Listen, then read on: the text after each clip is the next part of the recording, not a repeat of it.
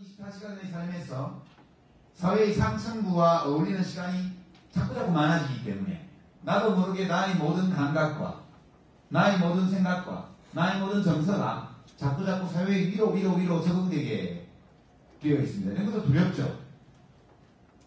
그러니까 이런 삶을 살아왔다는 것이가 어떻게 보면 정말 이해가 안 되고 내가 왜 거기가 있었지? 우리는 그런 데 가면 안 되는 사람들인데 그런 거예요. 어떨 때 아주 비싼 호텔 같은 데서 행사를 하면서 갑자기 그런 느낌이 들 때가 있어요. 새마을 지도자가 나훈아 디너쇼 온 패트김 디너쇼에 온 것 같은 느낌이에요. 여기 내가 있을 자리가 아닌데 원래 라는 느낌. 이런 낯선 느낌 속에서 5년을 보냈던 것 같습니다. 그래서 아마 제가 모시고 있던 노무현 대통령도 좀 비슷한 느낌이 있지 않았을까 그런 추측을 합니다. 여하튼 그 중간에 5년 동안 이런 경험을 한 사람으로서 지금 오늘은 이 전시를 보고 있습니다. 마지막으로 하면요. 시간도 다 되어서 제가 지금 하고 있는 모든 정치 행위는 이 느낌과 관계 있을지 몰라요. 그러니까 저보고 이제 많은 분들이 물어보죠. 저 친구들도 그럽니다. 친구들도 야 너는 왜 따로 노냐 맨날 큰 물에 가서 사람들하고 어울려서 좀 놀지. 그 얘기는 민주당에 가서 정치를 하는 뜻입니다. 왜냐하면 대통령에 도전하려면 거기를 가야 돼요. 이런 지지율 10%가 안 되는 마이너 정당하고 합쳐가지고 지 자신도 마이너 정당이면서 비슷한 마이너 정당하고 합쳐서 무슨 대권 도전을 해요. 그러니까 만약 대통령에 도전하려고 그 길을 간다면 정신 나간 사람이죠. 그러니까 이제 저를 후원하고 저를 지지해줬던 친구들은 그쪽으로 가지 말고 큰 물에 가서 놀아 하면서 하는 게 좋지 않냐. 이런 10명, 100명이면 99명은 그렇게 보냈습니다, 저한테. 근데 제가 이제 싫었던 것은 그 낯선 느낌. 그러니까 열린우리당이라는 이 집권당에 있으면서 이 2010년대의 이 한국적 현실에 대해서 별로 문제의식을 느끼지 않는 더 많은 사람들이 함께 있는 그 정당에서 그 낯선 느낌을 가지면서 계속해서 뭔가 어색하게 느껴지는 그런 기분 속에서 정치를 해나간다는 것이 너무너무 지난 시기에 좀 고통스러웠기 때문에 거기 들어가기가 겁이 나는 거예요. 이런 기분을 여러분은 모를 겁니다. 아주 젊으니까. 그렇지만 그런 느낌을 상상할 수는 있을 거예요. 그러니까 새마을 지도자 시골에서 농사 짓다가 어느 날 갑자기 누구의 초대를 받아서 패트김 디너쇼에 가서 10만원짜리 스테이크를 잘 쓰지도 못하는 이 포크와 나이프로 자르는 모습 상상해 보십시오. 그런 느낌 같은 것이 있는 거죠. 그래서 그 느낌이 너무 불편했기 때문에 이번에는 좀 마음이 편한 데 가서 좀 하면 안 될까. 몸이 좀 고달파도. 그런 거죠. 제가 이 느낌을 강하게 가졌던 것이 작년 4월 27일 보궐선거 때 이제 김해 선거에서 지는 바람에 제가 큰 죄를 지은 것으로 이렇게 인정이 되어서 망했죠. 되게 망했는데 그때 김해에서만 있었던 것이 아니고 여기저기 민주노동당 후보 선거 지원을 나갔어요. 그때 제가 하루는 두 번을 울산을 갔는데 이 4.27 재보선때 울산에 가서 민주당 소속의 구청장 후보 지원 유세를 하고 그 다음에 저녁 무렵에 퇴근 시간에 울산 동구청장 보궐선거 김종훈 부청장인데 지금 부청장 당선되어서 잘 있습니다. 얼마 전에 울산 가서 만났는데요. 현대중공업 그 공장에 퇴근 시간에 유세를 하러 갔어요. 감기가 당시 민주노동당 대표님하고 둘이서 나란히 있어가지고 이걸 했는데 해가 넘어가는 시간 4월달에 현대중공업은 몇만 명이 일하는 데고 협력업체까지 하면 수만 명이 일하는 데이기 때문에 문이 굉장히 여러 개가 있어요. 그 중에 하나의 문 앞에 유스처를 세워놓고 민주노동당 어떤 여성활동가가 안내를 하면서 저하고 강기가 의원님하고 교대로 1분짜리 유세를 하는 거예요. 신호등 이 정문에서 오토바이와 버스 승용차가 대기하고 신호가 바뀌면 좌회전 받고 직진받아서 나가는 거예요. 그 대기 시간 1분 동안 유세를 하는 거예요. 정말 재밌어요, 유세가. 근데 제가 어떻게 보면 진보 통합을 해야 되겠다는 생각을 느낌으로 아주 강하게 했던 게 그 순간이었는데요.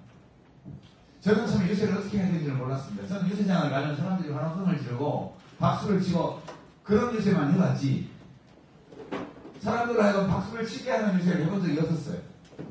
너무 조용한 거죠.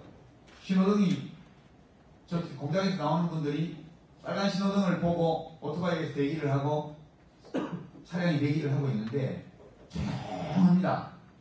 아무 소리도 안 나고요. 누구도 말하지 않고 손 흔드는 사람도 없어요.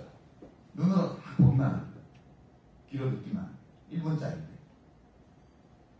그걸 처음 봐서 뭐 저는 대통령 욕하고 막 이랬죠. 이게 안 되는 거예요. 근데 옆에 강기갑 의원님이 하시는 거 보니까 우리 현대중공업의 노동형제 여러분 오늘 하루 일하시느라고 얼마나 수고가 많으셨습니까?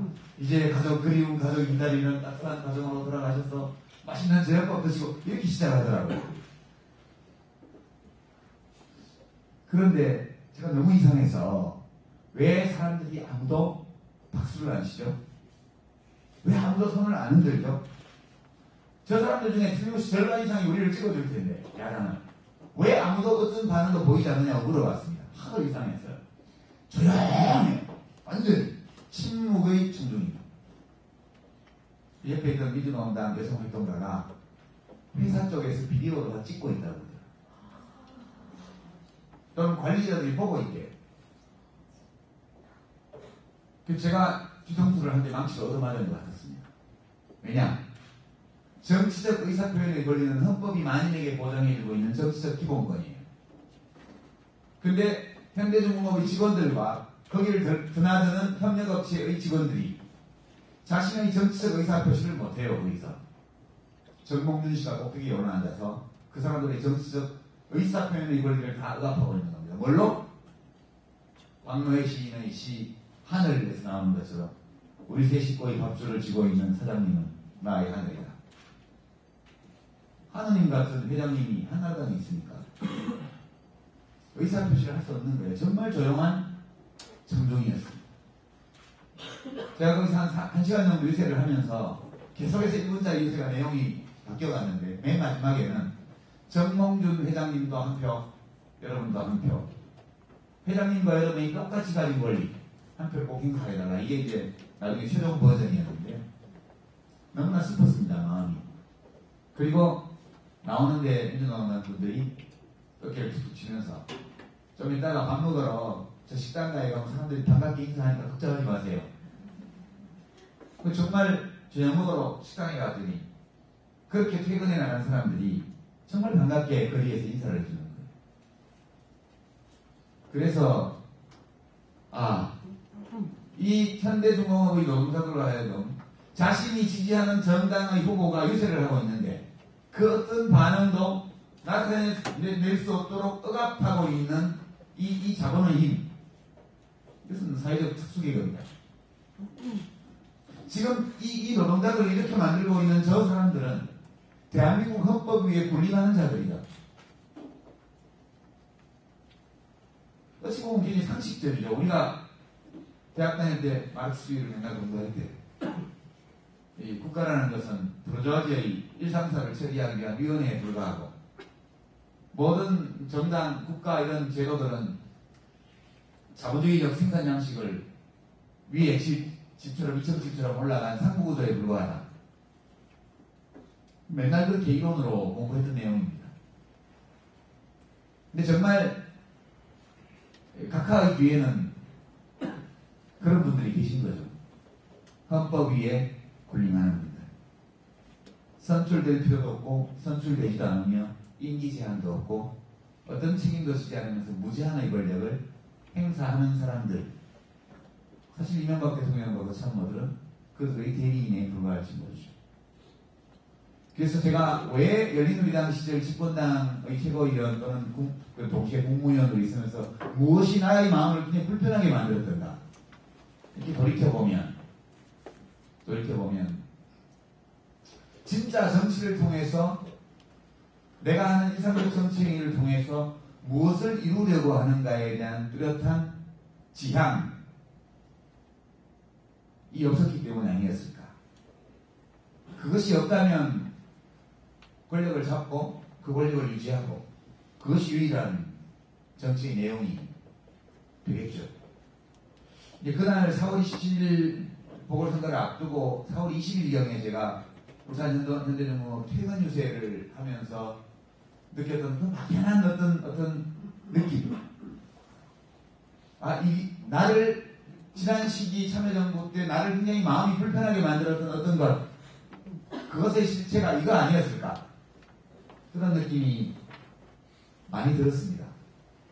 이때는 이미 국민참여당, 그 당시에 국민참여당이 시노당위원장을 포함한 전국 상임조항위원회를 열어서 진보통합 연석회의 참여를 공식 결정한 이후였습니다. 이때가. 근데 언론에서는 아무도 주목하지 않았죠.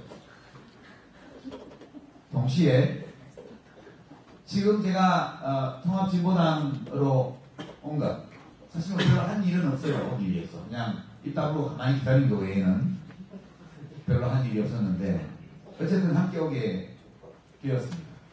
그래서 제가 참여정부의 빚을 안고 그 빚을 갚기 위해서 노력하겠다라고 말했을 때 그 부채의 내용이 무엇인가 이렇게 묻는다면, 원래 노무현 대통령이 하려고 했던 것은 원칙과 상식이 통하는 사회, 특권과 반칙이 용납되지 않는 나라, 너무 억울해서 스스로 목숨 끊는 사람이 좀 없는 세상, 이런 거였거든요.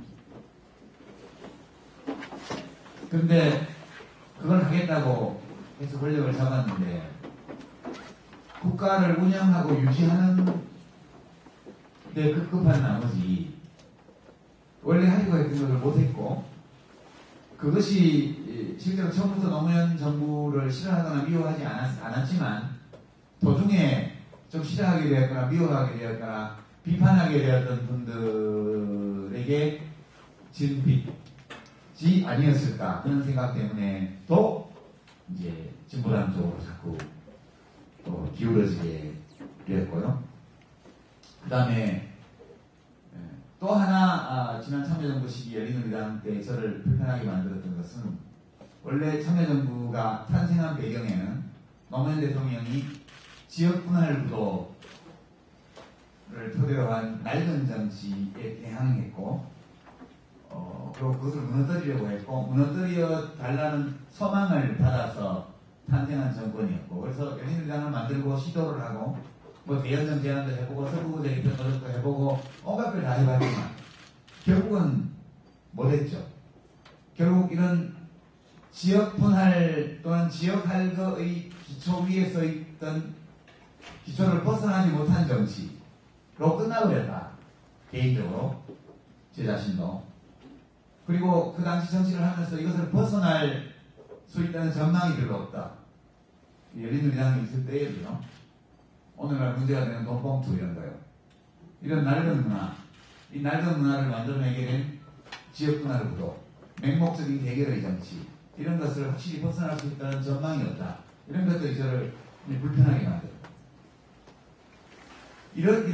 이런 마음의 불편함들이 저를 자꾸 요새 잘 나가는 민주통합당 지지율도 많이 오르고 뭐 시민들도 참여를 많이 하고 대통령을 하려면 그 당에 가야 되고 라고 일컬어지면 그 당으로부터 저를 자꾸 밀어내게 된 어떤 것이 아니었나 이렇게 생각합니다. 이게 한 측면이고요. 다른 한 측면을 보면 이게 또 좀 주제넘은 어떤 건지 모르겠는데, 저만큼 참여정부 당시에 진보당과 불화를 많이 겪은 열린우리당 정치인은 별로 없었을 거예요. 뭐 지역구표는 민주노동당 주면 3표 됩니다. 열린우리당 찍어주세요. 이런 거. 그죠? 근데 불편하게 만들었죠. 그리고 뭐 민주노동당과 연합은 비용이 너무 많이 들어서 차라리 한나라당하고 타협하는 게 낫다. 그런 얘기도 했고요. 그랬습니다, 실제로. 그리고 진보적 시민사회단체 200몇십 군데가 저를 최악의 보건복지부 장관으로 선정하기로 했죠. 그리고 지명되었을 때도 진보적 시민사회단체에서 반대 성명이 무지하게 많이 나왔고요. 퇴임하고 나서도 만시 지탄은 있으나 퇴임을 환영한다는 식의 비판 논평이 무지하게 여러 군데서 나왔습니다. 저한테 무슨 잘못이 있으니까 그랬겠죠. 그렇지만 그렇다고 해서 그때 저를 그렇게 비판했던 많은 분들이 지금은 민주통합당에 가 있습니다. 약간 배신감을 느껴요. 저는 저보고 진보적이지 않다고 시장주의에 쏠렸다고 비난하는 많은 분들이 지금은 민주통합당에 가 계세요. 저는 그런 거는 꿈에도 생각 안 해봤습니다. 그래서 일이 들이라고. 근데 저는 이쪽에 와 있죠. 제가 잘못한 것도 많이 있겠지만 저는 대한민국의 진보 정치 세력들에게도 좀 문제가 있었다고 생각해요. 그러니까 결과로 책임지려는 자세요. 그러니까 비정규직 없는 세상 또는 비정규직도 살만한 세상을 만들려면 법률 한 줄이라도 고칠 수 있어야죠. 같이 주장하고 같이 싸워주고 같이 울어주는 것도 훌륭한 일입니다. 그래서 진보 정당들이 같이 싸우고 같이 얻어맞고 같이 고통받고 같이 울어주고 그리고 위로하고 이런 좋은 역할을 많이 했습니다. 지난 10몇 년 동안. 그러나 그 문제를 해결해 주지는 못했죠. 근데 정치는 전국적으로 폭력을 사용하는 국가 권력과 관련된 일을 하는 건데 전국적으로 그 책임성을 다하기 위해서는 결과로 책임질 수 있는 정치를 해야 한다. 기본적으로. 아무리 내가 옳다고 생각되더라도 내가 옳다고 생각하는 주장을 외치는 것만으로 끝나는 것이 아니다. 정치인은. 책임 있는 정치를 하려면 권력을 잡아야 돼요. 그렇지 않고는 다수의 국회의원을 만들어내지 못하고 행정부의 권력을 장악하지 못하면 입법을 할 수 없고 시행령을 고칠 수 없고 그렇습니다. 문제를 해결하지 못해요. 진보의 대부분의 과제가 입법 과제들입니다. 그래서 어떻게 역량이 다소 부족한 가운데에서도 어떻게 결과로 책임지는 정치를 할 것인가 이것에 대한 인식은 매우 부족했다 저는 그렇게 생각합니다. 그런데 민주노동당이 재작년 지방선거 때를 기점으로 해서 단순히 주장하고 외치고 함께 고통받고 아파하고 위로하는 진보정치를 넘어서서 결과로 책임지는 진보정치를 해보겠다는 의사를 표명을 했고 그것을 하기 위한 여러 가지 변화들을 시도를 하고 있었죠. 그래서 저는 저처럼 지난 정부 때 정부를 운영하는 경험을 해봤던 사람들이 몇 사람이라도 이렇게 결과로 책임지는 정치를 해보려고 하는 진보 진영에 가담해서 같이 하는 것이 그분들의 노력을 조금 더 성과 있게 하는 데 도움이 될 것이다 이렇게 판단하는 측면도 한편으로는 있습니다. 약간 주제넘죠? 지압가림이나 잘하지. 지압가림도 못하는 것이 한편으로는 그런 소망도 있었습니다. 저한테는. 그래서 이제 결론을 말씀을 드리면 1980년대 20대 때 제가 봤던 대한민국 그리고 오늘날 우리가 보는 대한민국 제가 보는 대한민국 양상은 다르지만 여전히 특수계급이 지배하고 있는 사회 원칙이 통용되지 않고 반칙이 횡행하고 부당한 특권이 통용되는 세상이고 양상은 다르지. 그리고 좋은 정치라는 것은 이것을 바로잡는 것이 좋은 정치고 제가 이런 인식에 도달하게 된 데에는 그 30년 세월 어느 한 가운데에 제가 했던 집권의 경험들 이런 것들이 상당 부분 영향을 미치고 있고 그리고 이런 경험의 토대 위에서 그동안에 진보적 왼쪽의 정치를 하다가 중간으로 오른쪽으로 가는 경우는 대단히 많았지만 중간에서 하다가 왼쪽으로 오는 예는 별로 없잖아요. 이것도 저는 참여정부라는 이 5년이 만들어낸 여러 후과 결과 중에 하나라고 저는 생각해요. 이게 주된 흐름은 아니지만 참여정부가 남긴 유산 중에는 이런 것도 있다. 노무현 대통령의 정치적 유산은 민주당으로도 가지만 이런 방식으로 다른 곳으로도 함께 흘러간다. 그렇게 말씀드릴 수 있을 것 같습니다. 별로 여러분에게 위로되는 말은 없을 거고요. 다만 모든 세대는 청년기에 자기 세대의 과제, 자기 세대의 시련, 자기 세대의 십자가 이런 것이 있습니다. 자신의 선택과는 무관하게 주어진 시대마다 전부 그 내용은 다르지만 원망한다고 해서 이 십자가가 쉬워지지는 않아요. 그리고 그 십자가가 아무리 무겁게 느껴져도 그 무거운 십자가를 지고 청년기를 통과해야 했던 첫 세대도 아니고 유일한 세대도 아니에요. 모든 세대가 다 그렇게 해왔습니다.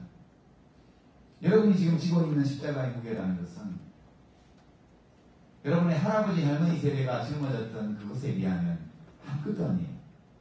식민지, 분단, 내전, 전쟁, 그리고 절대빈곤이 지배했던 1940년대부터 시작해서 1960년대, 50년대 말까지 이 해방, 분단, 이 내전, 6.25 전쟁 전후의 이 궁핍했던 무질서, 혼란, 무권리, 억압의 시기와 비교하면, 그래서 대학을 졸업하고 일자리가 없어서 독일의 광부로 갔던 여러분의 할아버지 세대와 비교하면 여러분이 오늘날 지고 있는 이 십자가는 사실 별것이 아니라고 저는 생각해요.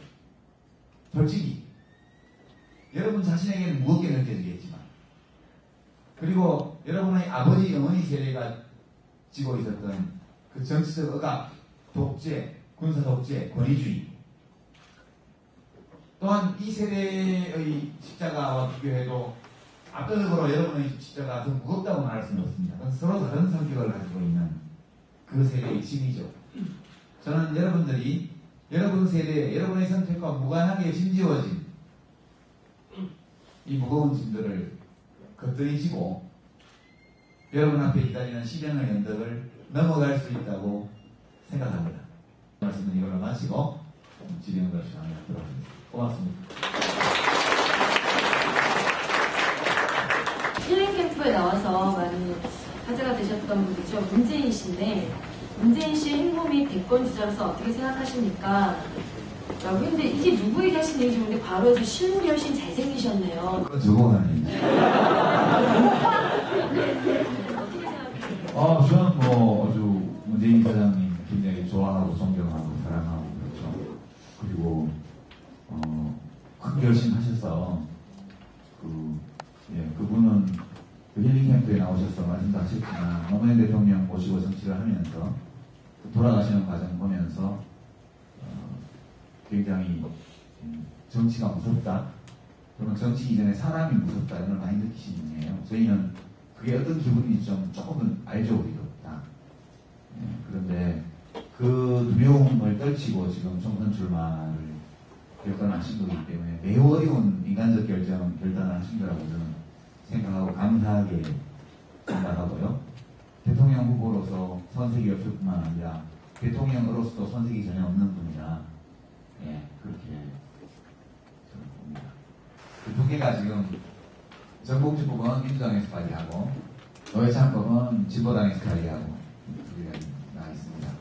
그게 이제 법이 개정이 되면 그러면 이제 구법에 의해서 지금 징역형을 살고 있지만 새 법에 따라서는 그게 그렇게 징역을 살 필요가 없는 게 되면 그럼 이제 구속집행정지라든가 형집행정지라든가 혹은 대통령의 사면이나 이런 거 나올 수 있죠. 그 법을 이번 임시국회에 하면 저 부분은 지금이라도 나오는 거예요. 근데 이제 한나라당이 법을 안 만들어주면 그러면 이제 4월 총선 끝나고 나서 5월 30일 19대 임기가 시작되면 바로 그 법을 내서 국회에서 의결해야죠. 그러면 이제 구속집행정지로 나올 수 있겠죠. 이제 그게 제일 빠른 길이고요. 6월 달에. 그리고 이제 국회의원이나 뭐 이런 데서 출마할 수 있냐? 그러면 그 다음 대통령 뽑아서 사면 복권을 해주면 되죠. 이제 그렇게 말씀드리죠. 현재 비교적 답하기가 간단한 문제. 청년층의 투표 참가율이 올라가는 경향을 보이면서 정당들이 다 비상이가 되었죠. 이게 좋은 징조라고 저는 생각해요. 그러니까 모든 정당들이 청년 취업 문제나 이런 것에 대해서 정식 대안을 더 강하게 내고 청년들의 목소리를 들으려고 노력하고 또 정치 속에 청년들을 참여시키려고 노력하는 것은 매우 좋은 현상이고 이 현상을 촉발한 배경에는 이 미디어 혁명에 힘입어서 청년층의 정치 참여가 활발해진 그 현상이 놓여있다고 생각합니다. 각 당이 이렇게 노력하면 좋은 일이다 저는 그렇게 보고요. 일부 시행 과정에서 뭐 좀 무리하거나 또는 기획이 좀 어긋나거나 이런 건 있지만 그 시도 자체는 저는 좋게 평가할 수 있는 시도라고 봐요. 민주당 쪽의 시도도 그렇고 한나라당도 그렇고. 다만 그 한나라당은 이준석 비대위원이 평균적인 청년이 아니잖아요. 20대 MB잖아요. 몹시 요즘 찾기 어려운 스타일의 20대거든요. 거기에 미스가 나왔다고 이제 보는 거고요. 민주당 쪽에서 하는 뭐 청년 비례대표 4명, 예, 뭐 25세에서 35세 사이, 그거 잘 됐으면 좋겠는데, 뭐 슈스케식으로 하는 것 저는 꼭 나쁘다고 보지는 않아요. 왜냐하면, 그래도 청년 대표로 국회의원을 시키면 역량이 뛰어난 사람을 시켜야지. 재미 뽑아서 시킬 수는 없잖아요. 이게 어떤 방식이든 검증하고, 역량을 검증하고, 테스트하고, 그거는 불가피한 거예요. 그래서 저는 슈스케식이라고 해서 무조건 뭐, 안 그래도 청년들이 경쟁 때문에 죽겠는데 국회의원도 경쟁으로 보면, 그럼 뭘로 뽑아요? 저는 그거는 굉장히 과도한 비판이라고 생각하고, 청년들이 호응을 많이 안 해줘서 그렇지, 그 아이디어 자체는 괜찮은 아이디어였다고 생각을 해요. 지보당은 지금 뭐 비례대표 의석이 그렇게 한나라당이나 민주당처럼 많지가 않을 것 같아서, 많이 해도 2명, 아니면 1명 정도의 20대 국회의원 후보를 당선 권한에 배치하는 문제를 검토를 하고 있죠. 그래서 다만 이제 아직 확정된 것은 아닌데 저희는 정당 정치의 기본을 살려가면서 하자.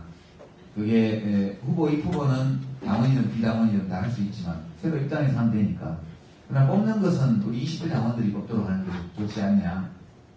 그 꼰대들이 모여가지고 젊은 사람 심사하면 제대로 뽑겠어요?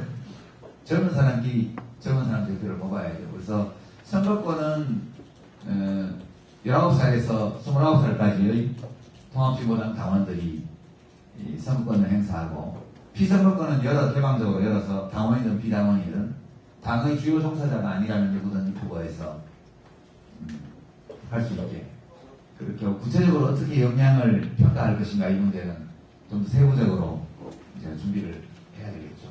저희도 한 비례대표가 한 10명 될 수 있다는 전망이 있으면 2명을 하겠는데 지금 어떨지 잘 모르겠습니다. 그런 정도 말씀드리죠. 다들 30대 분들의 얼굴이 어두우시네요.